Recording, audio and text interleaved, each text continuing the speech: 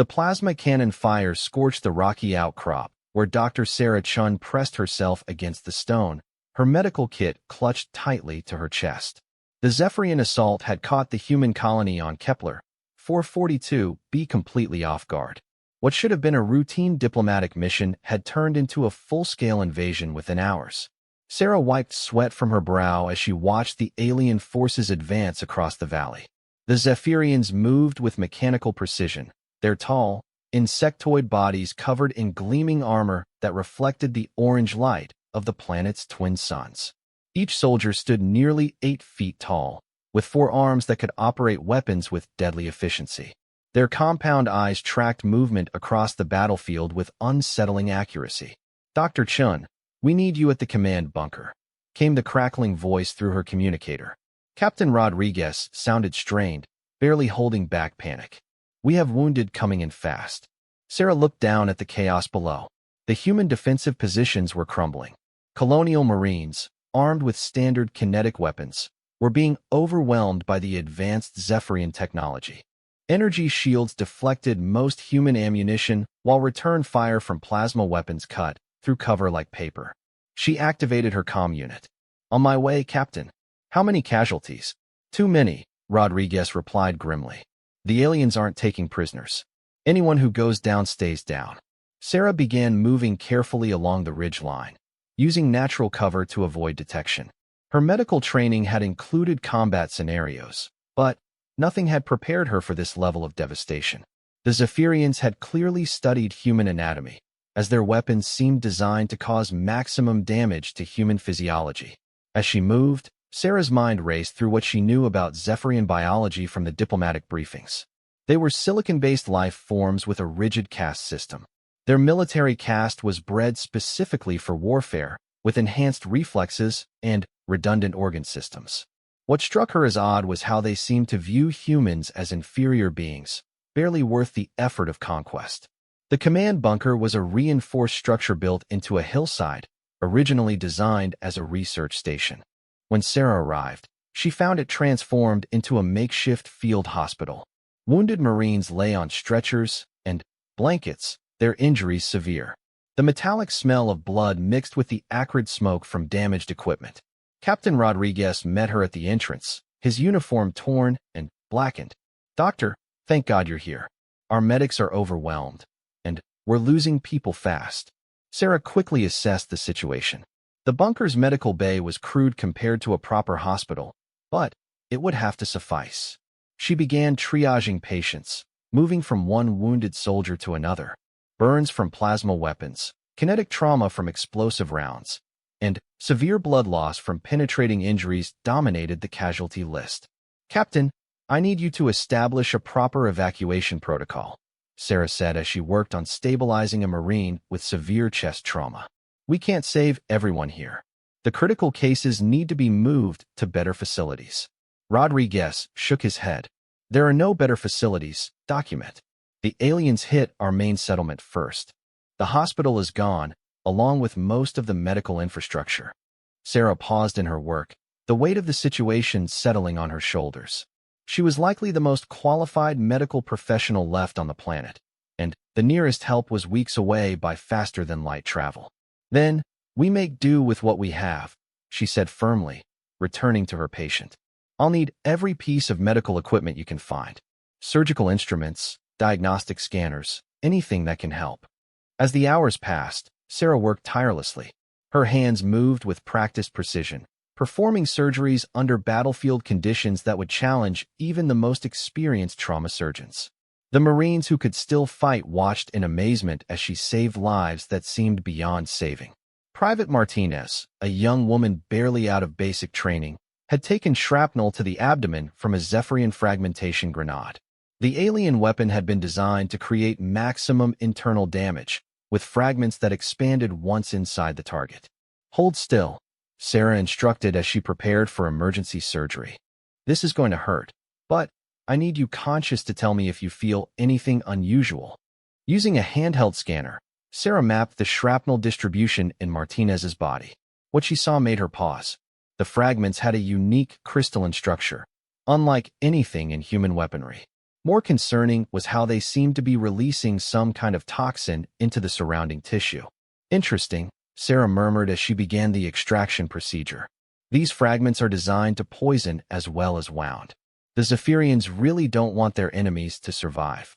As she worked, Sarah began to notice patterns in the alien weapons technology. The plasma burns had specific heat signatures that suggested the weapons operated at precisely calculated temperatures. The kinetic rounds were designed to tumble upon impact, maximizing tissue damage. Everything pointed to extensive study of human physiology. "Doctor," called Sergeant Williams from across the bunker. "We're getting reports that the aliens are setting up some kind of processing facility in the valley. Looks like they're planning to stay." Sarah looked up from her surgery. "Processing facility? Intelligence suggests they're analyzing captured human equipment and supplies. Could be they're preparing for a longer occupation than we thought." This information troubled Sarah. If the Zephyrians were studying human technology, they would quickly learn about human military capabilities and weaknesses. The colony's defenses, already inadequate against the alien assault, would become completely useless. She returned to her work with renewed urgency. Martinez's surgery was successful, but the young Marine would need extended recovery time. As Sarah moved to the next patient, she overheard conversations between the Marines. "Did you see how fast those bug-eyed freaks move?" one soldier said. "It's like they know exactly where we're going to be before we get there. Their armor shrugs off our best rounds like they're toys," another replied. "How are we supposed to fight something like that?" Sarah listened to the demoralization spreading through the ranks. The Marines were brave, but they were facing an enemy that seemed superior in every way. The Zephyrians had better weapons, better armor, better tactics, and apparently better intelligence. But as Sarah continued treating wounded soldiers, she began to notice something the aliens might not have anticipated. Human resilience wasn't just physical, it was psychological. Despite their injuries, many of the Marines were already asking when they could return to fight. They weren't just defending territory, they were defending their new home. "Dr. Chun," Captain Rodriguez approached her workstation. "We've intercepted some Zephyrian communications. Our linguist managed a partial translation." Sarah looked up from suturing a plasma burn. "What did they say?" "Something about soft flesh creatures and minimal resistance expected. They seem to think this is going to be easy." A smile tugged at Sarah's lips despite the grim situation. Minimal resistance? They clearly don't know much about humans. As night fell on Kepler 442b, Sarah finally took a break from surgery. She stepped outside the bunker to get fresh air and assess the tactical situation. The Zephyrian forces had established a perimeter around the human settlement, their energy weapons creating an ominous glow against the alien landscape. Looking up at the unfamiliar constellations, Sarah felt a strange sense of clarity. She was a doctor, trained to save lives, not to fight wars. But the Zephyrians had made a critical error in their assessment of human nature. They saw weakness where there was actually strength. The wounded Marines inside the bunker weren't just casualties, they were survivors. Each one represented human adaptability and determination. And Sarah herself was proof that human value couldn't be measured by physical strength alone. She activated her communicator and contacted the few remaining outposts. "This is Dr. Chun at the command bunker. I need a complete inventory of all medical supplies, chemical labs, and manufacturing facilities still under human control." "Doc, what are you thinking?" Rodriguez's voice came through the comm. Sarah looked out at the alien forces, her mind already working on possibilities. "I'm thinking the Zephyrians made one very dangerous assumption. They assumed that because I'm a medic, I'm not a threat." As she headed back into the bunker, Sarah began formulating a plan. The aliens had studied human physiology to create weapons that could kill efficiently. But that same knowledge, in the right hands, could be turned against them. And as the colony's chief medical officer, Sarah had access to biological and chemical resources the aliens might not have considered. The Zephyrians were about to learn that underestimating a human doctor was a fatal mistake.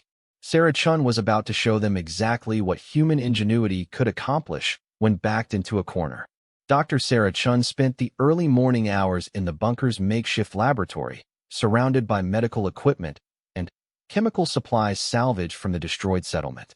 Her surgical training had given her extensive knowledge of biochemistry, and She was putting that expertise to work in ways her instructors had never imagined. The Zephyrian attack had revealed crucial information about their species. The fragments she had extracted from wounded Marines contained trace compounds that reacted with human blood in specific ways. By analyzing these compounds, Sarah was beginning to understand the aliens' biological vulnerabilities. Doctor, the perimeter scouts are reporting increased Zephyrian activity, Sergeant Williams informed her as she worked. Looks like they're preparing for another assault. Sarah didn't look up from her microscope. How long do we have? Maybe 6 hours. They seem to be waiting for something. Could be reinforcements. Sarah nodded, continuing her analysis. The Zephyrian weapon fragments showed a fascinating crystalline structure that appeared to be grown rather than manufactured. This suggested their technology was at least partially biological, which meant it might be susceptible to biological countermeasures. Sergeant, I need you to gather everything from the colony's agricultural lab. Fertilizers, pesticides, growth hormones, anything with active chemical compounds. Williams looked confused. Doc, we're not planning to start a garden. No, Sarah replied. Finally, looking up with a determined expression. We're planning to give the Zephyrians a taste of human chemical warfare. Over the next several hours, Sarah worked with a small team of Marines to convert the medical bay into a combat laboratory. Her plan was ambitious and dangerous, but it represented humanity's best chance against technologically superior enemies. The key insight had come from studying Zephyrian biology data from the diplomatic archives. Their silicon-based metabolism required specific mineral compounds to function properly. Their rigid exoskeletons, while providing excellent protection against kinetic weapons, were vulnerable to certain acids and alkaline compounds. Captain Rodriguez, Sarah called through the comm system. I need to speak with anyone who worked in mining or industrial chemistry before joining the Marines. Within an hour, she had assembled a team of 6 specialists. Corporal Johnson had worked in mineral extraction, Private Lee had experience with industrial solvents, and Sergeant Torres had managed a chemical processing plant on Earth. Here's what we know, Sarah began, projecting her research onto a portable screen. The Zephyrians' exoskeletons are primarily silicon carbide composites. They're incredibly strong against impact, but they have a specific weakness. She highlighted sections of her analysis. These compounds break down when exposed to hydrofluoric acid. The problem is, hydrofluoric acid is incredibly dangerous to humans too. We need a delivery system that can deploy it against the aliens without killing ourselves. Corporal Johnson studied the data. We could create aerosol dispensers using the colony's atmospheric processors. But getting close enough to use them would be suicide. That's where the second part of my plan comes in, Sarah said, switching to a new display. The Zephyrians are using biotechnology in their weapons. That means they're susceptible to biological agents. She had discovered that Zephyrian technology incorporated living components, similar to how some Earth organisms used silicon in their structures. These biological elements could be targeted with specifically designed pathogens. I've identified several bacterial strains from the colony's research samples that can break down silicon-based organic compounds. If we can modify them properly, we can create a weapon that attacks their technology from the inside. Private Lee raised her hand. Doc, how do we deploy something like that? The aliens aren't going to stand still while we spray them with bacteria. Sarah smiled grimly. That's where being underestimated becomes an advantage. They think I'm just a medic. They won't expect me to be carrying biological weapons. The team spent the remaining hours preparing Sarah's arsenal. Using medical supplies and laboratory equipment, they created what appeared to be standard medical gear, but was actually a sophisticated weapons system. The modified medical scanner could disperse aerosol compounds when activated in reverse mode. Sarah's medical bag now contained vials of hydrofluoric acid disguised as saline solution. Most ingeniously, her medical injectors were loaded with the modified bacterial strains. Doctor, Captain Rodriguez approached as Sarah made final preparations. You understand this is a one-way mission? Even if your plan works, you won't survive close contact with those chemicals. Sarah checked her equipment one final time. Captain, I took an oath to do no harm. But that oath also requires me to protect those who can't protect themselves. These aliens are committing genocide. Stopping them is worth the risk. As the Zephyrian assault began, Sarah positioned herself at the bunker's forward observation post. The aliens advanced in formation, their energy shields shimmering in the afternoon light. They moved with the confidence of a superior force, expecting minimal resistance. The first phase of Sarah's plan activated when the aliens reached the outer perimeter. Hidden chemical dispensers, triggered by motion sensors, released clouds of acidic aerosol into the air. The compounds were designed to weaken Zephyrian armor without immediately revealing their presence. At first, the aliens didn't notice the subtle changes to their equipment. But, as they advanced, small malfunctions began appearing in their technology. Energy shields flickered, weapons systems showed targeting errors, and communications equipment started producing interference. "What the hell is happening to their gear?" one Marine asked, watching through binoculars. Sarah monitored the effects through her scanner. "The acid is eating away at the silicon components in their technology. It's a slow process, but it's working." The Zephyrian advance slowed as their commanders tried to determine the cause of the equipment failures. This gave Sarah the opening she needed for the second phase of her plan. "I'm going out there," she announced, gathering her modified medical equipment. "Doc, that's insane," Williams protested. "They'll kill you on sight." "No, they won't," Sarah replied confidently. "Remember, they think I'm just a medic. To them, I'm no threat at all." Sarah walked out of the bunker carrying a white flag and her medical bag, approaching the confused Zephyrian forces. The aliens, noting her medical insignia and non-threatening posture, allowed her to approach. Through her communicator, she could hear Rodriguez translating the Zephyrian communications. They're saying something about soft flesh healer approaching, and no weapons detected. The Zephyrian commander was a massive specimen, even by their species standards. Its forearms moved constantly, checking equipment that was increasingly unreliable. When Sarah approached, it spoke through a translation device that converted its clicks and whistles into human language. "Human healer, your warriors are defeated. Surrender, and you will be processed efficiently." Sarah bowed respectfully, hiding her true intentions. "Honored warrior, I come to tend your wounded. It is my duty as a healer to care for all who suffer." The commander's compound eyes examined her suspiciously. "Your species has no understanding of proper combat. Why would you heal enemies?" "Because that is what healers do," Sarah replied, slowly opening her medical bag. "Your warriors have been affected by something in our atmosphere. I have treatments that can help." This caught the commander's attention. Several Zephyrian soldiers were indeed showing signs of distress, their equipment continuing to malfunction in ways they couldn't explain. "Show us," the commander demanded. Sarah approached the nearest affected soldier, pulling out what appeared to be a medical scanner.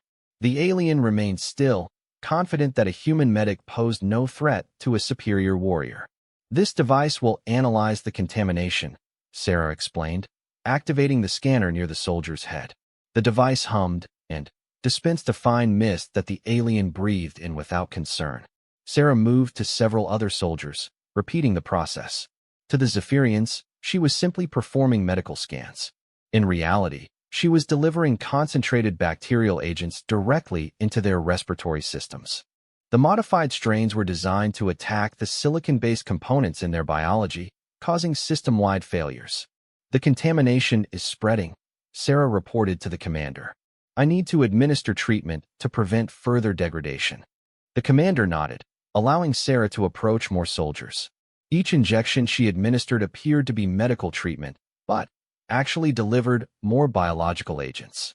Within minutes, the effects became apparent. Zephyrian soldiers began experiencing equipment failures that spread to their biological systems. Their enhanced reflexes slowed, their armor systems shut down, and their weapons became unreliable. "Human," the commander spoke, its voice showing strain. "What have you done?" Sarah stepped back, her work complete. "I did exactly what you expected, Commander. I healed the sick. The question is, did you ever consider that sometimes the cure can be worse than the disease?" The Zephyrian forces found themselves facing a nightmare scenario. Their technological advantage was disappearing as biological agents ate away at the silicon components in both their equipment and their enhanced biology. Their superior armor became brittle, their weapons misfired, and their coordination collapsed. Sarah activated her communicator. "All units, initiate Phase 3. The aliens are vulnerable now." The human Marines erupted from concealed positions, their weapons now effective against compromised Zephyrian armor. What had been a hopeless battle suddenly turned into a rout as the aliens discovered that their technological superiority had been turned against them. As the tide of battle shifted, Sarah reflected on the lesson the Zephyrians had learned too late. They had underestimated human ingenuity, assuming that medical knowledge was separate from combat capability. They had failed to understand that a doctor's knowledge of life could be just as dangerous as any weapon when properly applied. The aliens who had dismissed her as a soft flesh healer were now experiencing firsthand what happened when humanity's scientific knowledge was combined with desperate determination. The Zephyrian retreat was unlike anything the human Marines had ever witnessed. The once coordinated alien force scattered across the valley in complete disarray, their superior technology failing catastrophically. Dr. Sarah Chun watched from the ridge line as enemy soldiers stumbled and fell, their enhanced biology unable to cope with the biological agents she had introduced. Dr. Chun, Captain Rodriguez's voice crackled through her communicator. We're getting reports from all sectors. The alien forces are in full retreat. What exactly did you do to them? Sarah adjusted her scanner, monitoring the biochemical effects spreading through the Zephyrian ranks. I introduced specifically designed bacterial strains that target silicon-based organic compounds. Their biology is more integrated with their technology than we realized. When one fails, the other follows. Below them, Zephyrian warriors who had seemed invincible hours earlier were now struggling to maintain basic motor functions. Their forearmed coordination was breaking down, their compound eyes were clouding over, and their communication systems were producing only static. Ma'am, should we pursue them? Sergeant Williams asked, eager to press the advantage. Negative, Sarah replied firmly. They're not defeated yet, just compromised. A cornered enemy is more dangerous than a retreating one. We need to use this time to prepare for their response. Sarah understood that her biological weapon, while effective, was only a temporary solution. The Zephyrians were an advanced spacefaring civilization with resources far beyond what the human colony possessed. They would adapt and return with countermeasures. Captain, I need access to the colony's communication array. We need to send a message to Earth and any other human settlements in the sector. Rodriguez looked puzzled. Doc, the nearest human forces are weeks away. Even if we call for help now, it won't arrive in time. I'm not calling for military assistance, Sarah explained. I'm calling for medical professionals. If other colonies have doctors, biochemists, or researchers, we need their expertise. As the team made their way back to the command bunker, Sarah's mind was already working on the next phase of her strategy.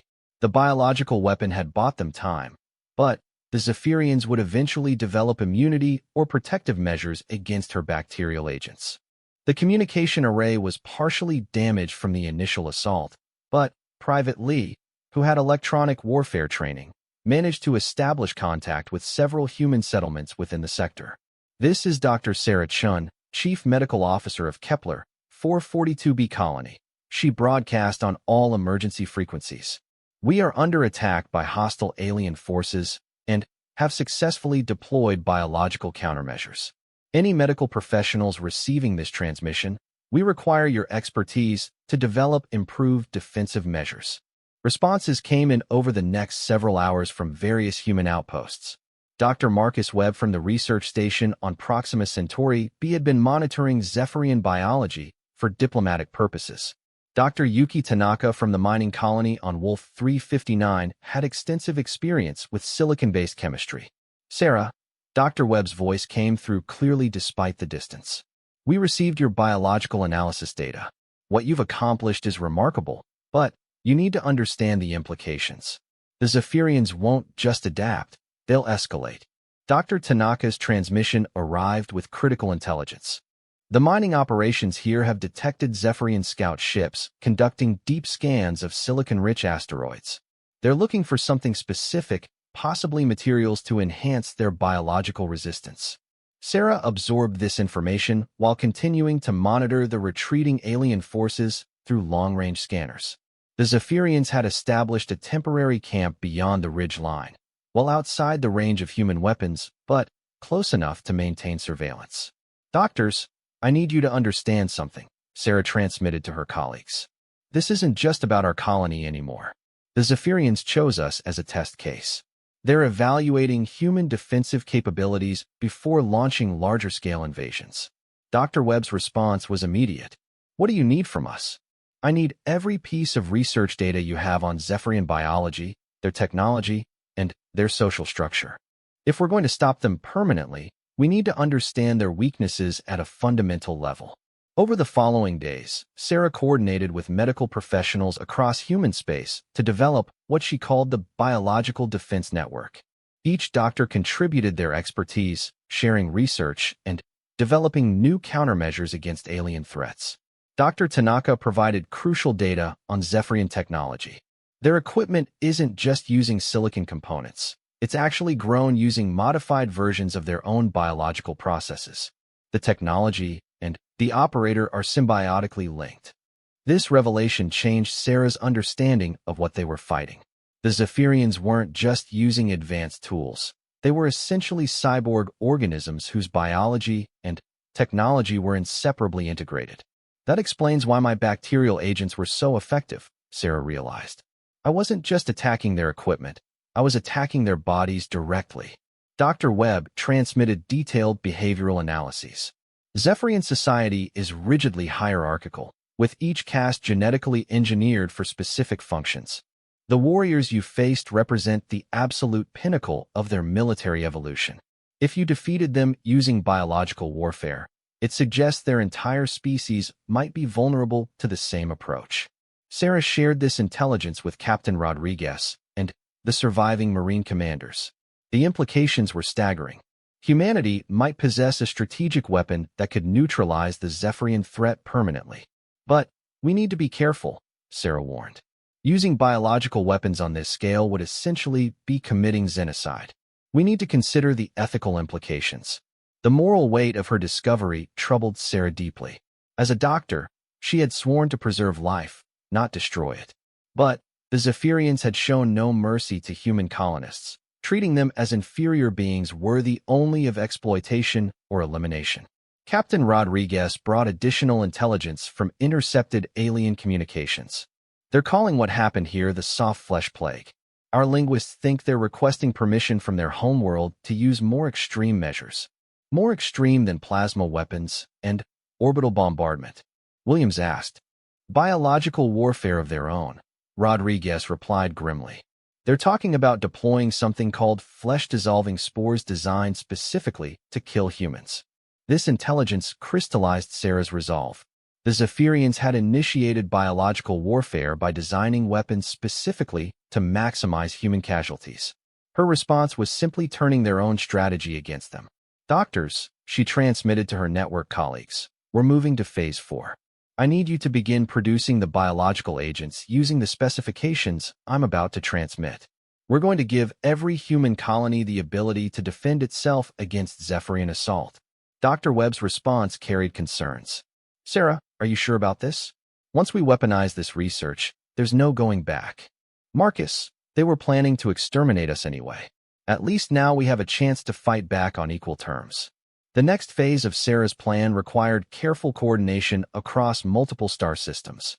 Each human settlement would prepare biological countermeasures while maintaining the appearance of normal colony operations. The Zephyrian surveillance would detect military preparations, but medical research activities would appear harmless. The beauty of biological weapons, Sarah explained to her team, is that they look like medicine until you deploy them. A medical facility can produce the most devastating weapon imaginable, and the enemy will never see it coming. Dr. Tanaka's mining operation began producing specialized bacteria in industrial quantities, disguising the operation as mineral processing research. Dr. Webb's research station started developing improved delivery systems under the cover of atmospheric studies.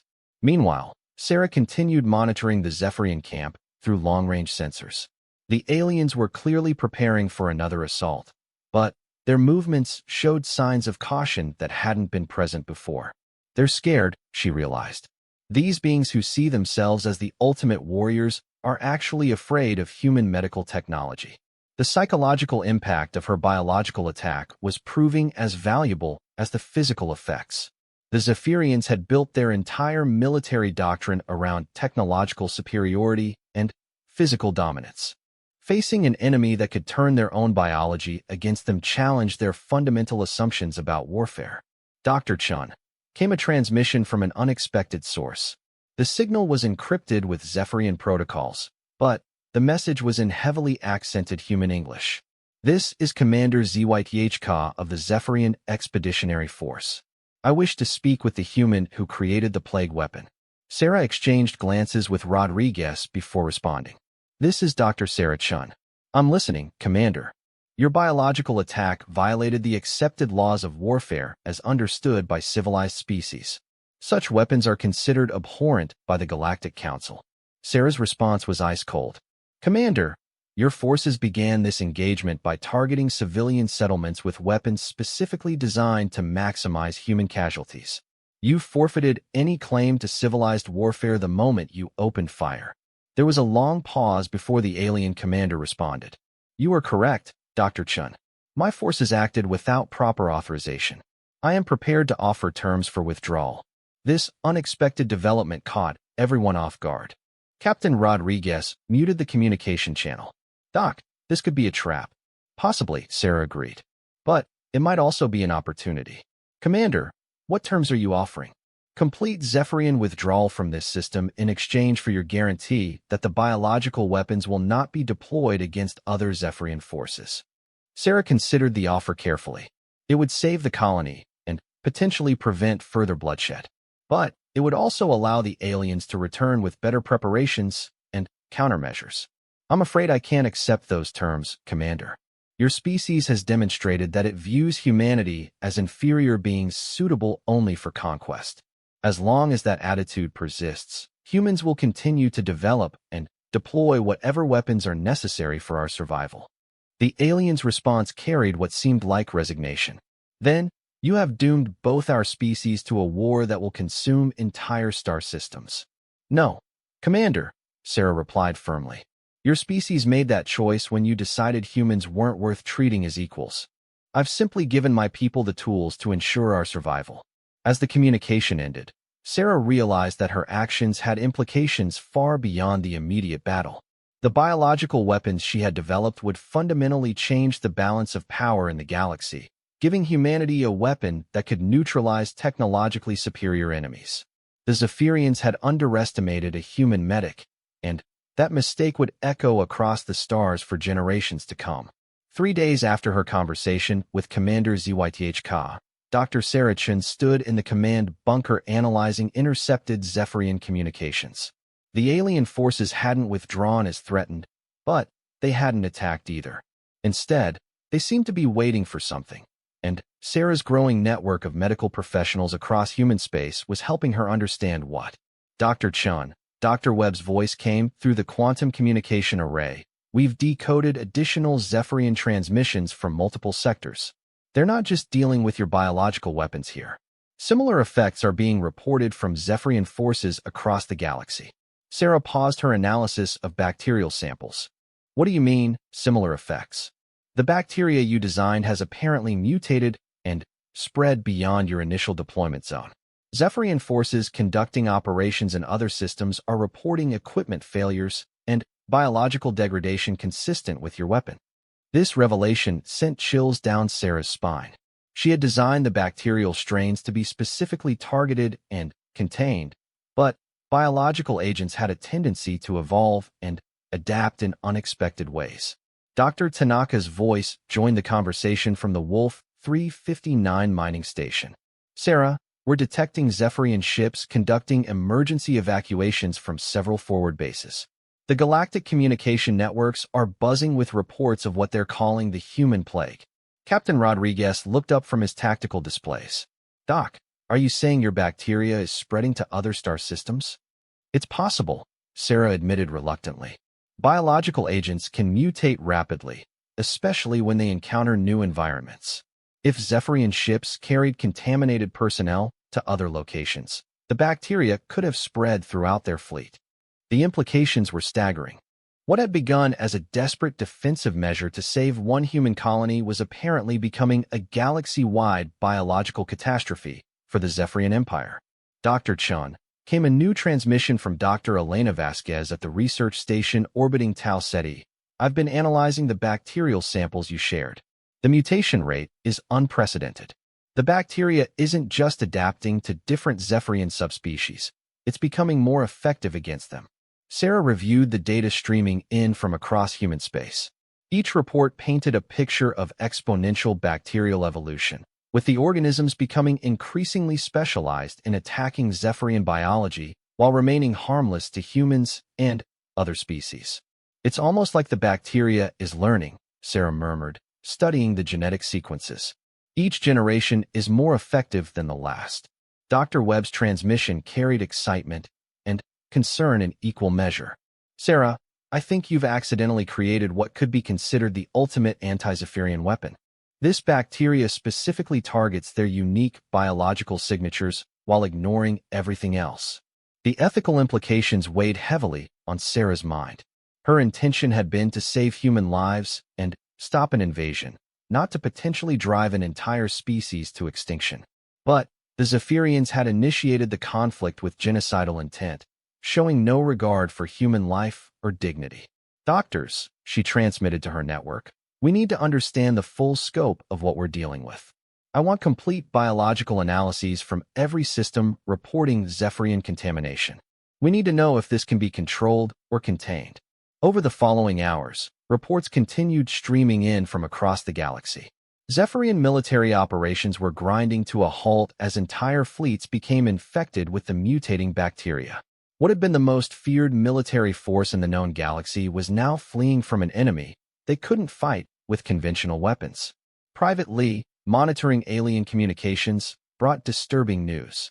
Dr. Chun, we're intercepting transmissions from the Zephyrian homeworld. They're declaring a state of species emergency and requesting assistance from the Galactic Council. What kind of assistance? Rodriguez asked. Medical aid to develop countermeasures against what they're calling the human biological weapon. They're also requesting intervention to force humanity to provide a cure. Sarah laughed bitterly. A cure? They're asking the species they tried to exterminate to save them from the consequences of their own aggression.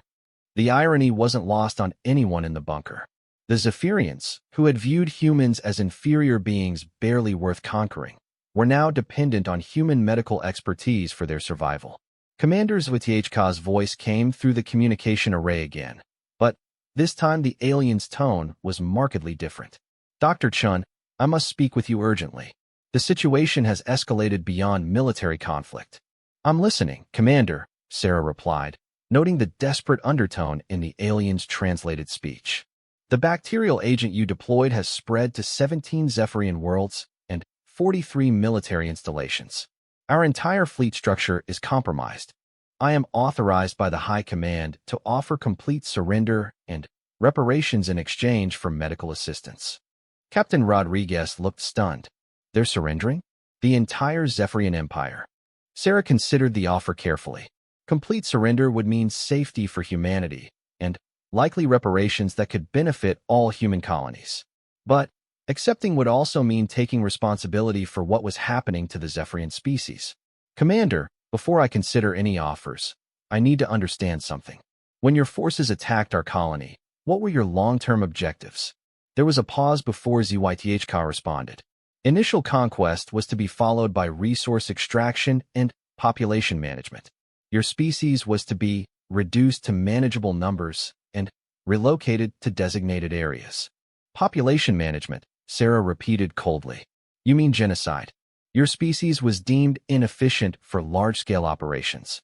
Reduction was considered necessary for optimal resource utilization. The casual way the alien discussed human extermination steeled Sarah's resolve. The Zephyrians hadn't just been conducting military operations. They had been planning systematic genocide disguised as colonial administration. Dr. Chun, Dr. Webb's urgent voice came through the network communication. We're receiving requests from multiple species within the Galactic Council. They want to understand the nature of your biological weapon and whether it poses a threat to other races. This was the moment Sarah had feared. The galactic community was becoming aware that humanity possessed a weapon capable of species-level devastation. How they responded would determine humanity's future among the stars. What are they saying specifically, she asked. The Altarian Federation is requesting detailed biological analyses to ensure their people aren't at risk. The Centauri Republic is offering to mediate between humanity and the Zephyrians. Most concerning, the Vegan Empire is asking whether humanity intends to deploy biological weapons against other species. Sarah realized that her defensive measure had inadvertently positioned humanity as a major galactic power. Nations that had barely acknowledged human existence were now treating them as potential equals or threats. Commander HFY, she addressed the alien leader, I'm prepared to discuss terms, but not surrender. Your empire attacked humanity without provocation, planning genocide. Any agreement must acknowledge that fact. What terms do you propose? The commander asked. First, complete withdrawal of all Zephyrian forces from human space with a guarantee of non-aggression. Second, reparations to all human colonies affected by your attacks. Third, formal recognition of humanity's right to exist and expand as an independent species. And in return, Sarah took a deep breath before answering. I will work with my medical colleagues to develop treatments that can slow or halt the bacterial infection. But, understand, Commander, we won't cure your people only to have you return for another attempt at conquest. Dr. Tanaka's voice interrupted the negotiation. Sarah, I'm detecting massive Zephyrian fleet movements. They're evacuating entire sectors and consolidating around their core worlds. The scope of the bacterial spread was becoming clear. What had started as a localized defense was now forcing one of the galaxy's major powers to retreat to a fraction of their former territory. Dr. Chun, came a new transmission from an unexpected source. The signal carried the authentication codes of the Galactic Council itself. This is Mediator Kethvar of the Galactic Council. We are prepared to broker a formal agreement between humanity and the Zephyrian Empire. Your species' demonstration of biological warfare capability has altered the strategic balance of the galaxy. Sarah exchanged glances with Rodriguez and the other Marines. In the span of days, humanity had gone from being an overlooked colonial species to a recognized galactic power. Mediator, humanity is willing to participate in formal negotiations. But we require guarantees that the agreement will be enforced by Council authority. Agreed. We are also prepared to offer humanity provisional membership in the Galactic Council, with full voting rights pending completion of the standard evaluation process. The offer was unprecedented. No species had ever been fast-tracked for Council membership, and certainly not one that had just deployed weapons of mass destruction against another member species. There's something else, Mediator Kethvar continued. Several Council species are requesting access to human medical technology for defensive purposes. Your biological warfare capabilities have concerned other militaristic species who might have harbored aggressive intentions toward their neighbors. Sarah understood the implications immediately. Her biological weapons weren't just protecting humanity. They were potentially providing other species with protection against aggression. The balance of galactic power was shifting toward those with advanced biological sciences rather than traditional military technology. I'll need to consult with Earth and the other human colonies before making any commitments regarding technology sharing, Sarah replied. Of course. But, Dr. Chun, I must emphasize the urgency of the Zephyrian situation. Our biological experts estimate that without intervention, their species could face extinction within months. The weight of an entire species' survival now rested on Sarah's shoulders. She had set out to save one human colony and had inadvertently become responsible for preventing galactic genocide. As she prepared for the most important negotiations in human history, Sarah reflected on how dramatically everything had changed. The aliens who had dismissed her as an insignificant, soft-flesh healer had unknowingly handed humanity the keys to galactic power. The question now was whether humanity would use that power responsibly. 6 months after the Battle of Kepler, 442b, Dr. Sarah Chun stood aboard the medical research vessel Hippocrates, humanity's first purpose-built biological defense platform. The ship orbited the neutral space station where the Galactic Council had convened to formalize what historians would later call the Chun Accords, the treaty that fundamentally altered the balance of power in the galaxy. Through the observation deck's transparent aluminum windows, Sarah could see ships from dozens of species gathered for the historic signing. The massive Zephyrian flagship Dominance Eternal hung in formation alongside sleek Altarian cruisers and the crystalline vessels of the Vegan Empire. What made the sight remarkable wasn't the diversity of ships, but the fact that they were all there to negotiate with humanity as equals. Dr. Chun came the voice of Admiral Harrison, humanity's first official representative to the Galactic Council. The final terms have been approved by all parties. Are you ready for the signing ceremony? Sarah adjusted her formal medical dress uniform, still somewhat uncomfortable with the ceremonial role she had been thrust into. As ready as anyone can be for rewriting galactic law, Admiral. The past months had been a whirlwind of negotiation, scientific collaboration, and careful diplomacy. Sarah's biological weapons had indeed spread throughout Zephyrian space, but her network of medical professionals had worked tirelessly to develop controlled treatments that prevented extinction while maintaining humanity's strategic advantage. Dr. Webb appeared on the communication screen from his new position as head of the Galactic Biological Research Institute. Sarah, the final bacterial analyses are complete. The contained strain we developed maintains effectiveness against Zephyrian aggression while allowing their population to stabilize. The solution had been elegant in its simplicity. Rather than curing the bacterial infection completely, Sarah's team had developed a symbiotic relationship where the bacteria remained present but dormant, activated only when Zephyrian stress hormones reached levels associated with aggressive behavior. Essentially, they had created a biological peace treaty written into the aliens' genetic code.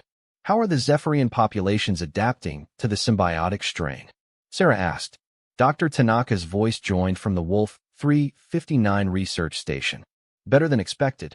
The modified bacteria actually provides enhanced immunity against several galactic pathogens. The Zephyrians are healthier now than they were before the conflict.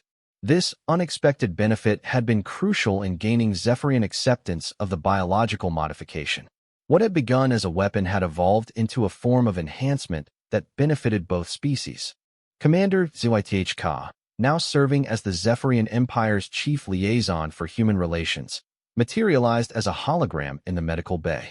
Dr. Chun, my people wish to formally acknowledge the wisdom of your approach. We understand now that our aggressive tendencies were a biological weakness, not a strength. The transformation in Zephyrian society had been profound. Unable to sustain their military-focused culture due to the biological modifications, they had been forced to develop diplomatic and cooperative alternatives. The results had surprised everyone, including themselves. Commander, how has your society adapted to the changes? Sarah asked. Our warrior caste is being retrained for exploration and scientific research. Without the biological drive for conquest, we have discovered aptitudes we never knew we possessed. Our technological development has accelerated beyond anything achieved during our military period. This transformation had implications that extended far beyond the immediate conflict. Several other militaristic species had quietly approached humanity, requesting similar biological modifications for their own populations, recognizing that aggressive tendencies were limiting their potential for advancement. Dr. Chun, Admiral Harrison's voice carried excitement. We're receiving confirmation that the Andromedran Collective wants to discuss defensive biological protocols. They're concerned about the expansionist policies of the Outer Rim Alliance. Sarah nodded, reviewing the intelligence reports on her tablet. The galaxy was rapidly dividing into those who embraced biological enhancement for peaceful purposes and those who still relied on traditional military power. Humanity found itself at the center of this divide, with their medical expertise becoming the most valuable commodity in known space. Admiral, before we proceed with any new agreements, we need to ensure we're not creating dependencies. These biological modifications should empower species to solve their own problems, not make them reliant on human intervention. The principle of biological autonomy had become central to human foreign policy. Rather than creating client states dependent on human medical technology, Sarah had insisted on training programs that allowed other species to develop their own biological defense capabilities. Dr. Vasquez's voice came through from the Tau Ceti research facility. Sarah, the Centauri Republic has successfully synthesized their own version of the defensive bacteria. Their first independent biological defense platform goes online next week. This represented exactly what Sarah had hoped to achieve. Humanity's biological weapons technology was spreading throughout the galaxy not as a tool of human dominance, but as a shared defense against aggressive species. Excellent. What about the educational programs? The Galactic Medical Academy has approved the curriculum for the new biological defense specialization. We'll have doctors from 23 species training together on defensive biotechnology. The Academy represented perhaps Sarah's greatest achievement. Rather than hoarding biological warfare knowledge, humanity was sharing it freely with any species committed to using it for defensive purposes only. The result was a galaxy-wide network of medical professionals trained in maintaining peace through biological deterrence. Mediator Kethvar's distinctive voice announced the beginning of the formal ceremony. Representatives of all species, please proceed to the main assembly chamber for the signing of the Chun Accords. As Sarah made her way through the station corridors, she passed delegations from across the galaxy. Many of the aliens she encountered nodded respectfully, recognizing her as the human who had single-handedly changed the nature of galactic warfare. The assembly chamber was a magnificent space designed to accommodate the diverse physiological needs of dozens of species. Atmospheric zones, gravitational fields, and lighting were carefully controlled to ensure every delegation could participate comfortably. At the center of the chamber stood a simple table where the treaty documents waited. The Chun Accords consisted of three main principles: the right of all species to biological self-defense, the prohibition of aggressive biological warfare, and the establishment of the Galactic Biological Monitoring Authority to oversee compliance. Dr. Sarah Chun of the Human Federation, Mediator Kethvar announced, please approach to sign as the primary architect of these accords. Sarah walked to the table, acutely aware that representatives from across the galaxy were watching. The document she was about to sign would establish biological warfare protocols that would govern galactic civilization for generations to come. As she placed her signature on the treaty, Sarah reflected on the journey that had brought her to this moment. She had started as a simple colony doctor trying to save wounded Marines. Now she was signing documents that would reshape galactic civilization. Commander Zythka approached the table next, representing the Zephyrian Empire. As he signed, he spoke for the recorded proceedings. The Zephyrian people acknowledged that our aggressive expansion was a form of biological dysfunction. We accept the modifications that allow us to exist peacefully alongside other species. One by one, representatives from dozens of species added their signatures to the document. Each signature represented a commitment to resolve conflicts through cooperation rather than conquest, backed by the threat of biological consequences for those who chose aggression. Dr. Chun, Admiral Harrison whispered as the ceremony continued. Intelligence reports indicate that several remaining aggressive species are already modifying their expansion plans. The mere existence of biological deterrence is preventing conflicts before they start. This had been Sarah's ultimate goal. The biological weapons she had developed weren't just tools of war. They were instruments of peace, making aggressive expansion so dangerous that most species would choose cooperation instead. As the final signatures were placed on the treaty, Mediator Kethvar made a formal announcement. The Chun Accords are now in effect throughout Galactic Council space. Any species engaging in unprovoked aggression against Council members will face coordinated biological defense measures. The ceremony concluded with something unprecedented in galactic history: a standing ovation from representatives of species that had been enemies for millennia. Sarah's biological weapons had given them all a shared interest in maintaining peace. Later, as Sarah returned to the Hippocrates, she found a message waiting from the newest group of human colonies on the galactic rim. They were requesting assistance in establishing their own biological defense capabilities, not because they faced immediate threats, but because they wanted to contribute to the Galactic Peace Network. Dr. Webb appeared on her communication screen one final time. Sarah, preliminary reports suggest that galactic conflicts have dropped by 80% since implementation of the Chun Accords. We're seeing unprecedented cooperation between species. Sarah smiled, looking out at the diverse fleet of ships departing the station. Each vessel carried representatives returning to their homeworlds with news of a galaxy where biological science had made large-scale warfare obsolete. Dr. Chun. Came a final transmission from Commander HFY. My people have composed what you might call a poem in your honor. It translates roughly as the healer who taught warriors to peace. May we transmit it to the historical archives? I would be honored, Commander, Sarah replied. As the Hippocrates engaged its faster-than-light drive to return to human space, Sarah reflected on the profound irony of her situation. She had set out to save lives as a doctor and had ended up preventing wars as a strategist. The Zephyrians had underestimated a human medic, assuming that medical knowledge was separate from military capability. They had learned, along with the rest of the galaxy, that in the hands of a determined human doctor, the power to heal could become the ultimate weapon for peace. The galaxy would never again underestimate the strategic value of medical knowledge, and aggressive species would think twice before challenging opponents who could turn biology itself into a tool of defense. The stars ahead held promise for a future where conflicts would be resolved through cooperation rather than conquest, where the threat of biological consequences would deter aggression before it began. And at the center of this new galactic order stood humanity, not as conquerors, but as healers who had weaponized their compassion to protect all peaceful species. Sarah Chun had proven that sometimes the most powerful weapon in the universe was the knowledge of how to save lives. When that knowledge was combined with human determination and ingenuity, it could reshape the galaxy itself.